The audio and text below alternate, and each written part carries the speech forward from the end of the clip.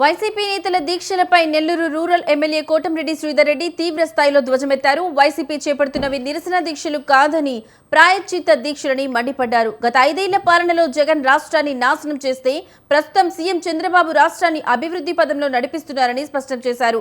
YCP ఇవ్వలేని teacher ఉద్యోగాలను నారా లోకేష్ ఇచ్చారని, రాజధానితో 3 ముక్కలాట ఆడిన చరిత్ర వైసీపీదేనని కోటంరెడ్డి విమర్శించారు. పేకాటలో గెలిచిన వారికి టీచర్ ఉద్యోగాలు ఇచ్చారని నిరూపిస్తే తన ఎమ్మెల్యే పదవికి రాజీనామా చేస్తానని ఆయన సవాల్ విసిరారు. కోర్టుల ద్వారా ఉద్యోగాలను అడ్డుకోవాలని చూస్తే హైకోర్టు మొట్టికాయలు వేసిందన్నారు. జగన్ అండదండలతో తనను ఫోన్లలో బెదిరించిన బోరుగడ్డ అనిల్ కు ప్రకృతి 72 గంటల్లోనే గుణపాఠం చెప్పిందని ఎద్దేవా చేశారు. ప్రపంచంలో ఎవరైనా సరే ఏ అంశం మీదైనా దీక్షలు చేసుకోవచ్చు, తప్పు లేదు.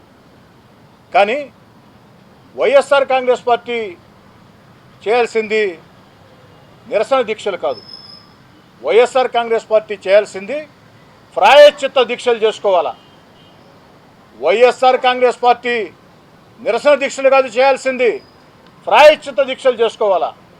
ఎందుకంటే 2024లో తెలుగుదేశం పార్టీ కూటమి అధికారంలో వచ్చే నాటికి గత వైఎస్ఆర్ కాంగ్రెస్ పార్టీ ప్రభుత్వం, ఆనాటి ముఖ్యమంత్రి జగన్ రెడ్డి గారు ఈ ఆంధ్ర రాష్ట్రాన్ని అన్ని రకాల సర్వనాశనం చేసి వ్యవస్థల్ని భ్రష్టు పట్టించిన, ఆంధ్ర రాష్ట్రాన్ని అన్ని రకాల కూడా సర్వనాశనం చేసిన తన సమర్థ నాయకత్వంతో చంద్రబాబు నాయుడు గారు ఈ రాష్ట్రాన్ని అభివృద్ధి పదంలో ముందుకు తీసుకుని పోతున్నారు.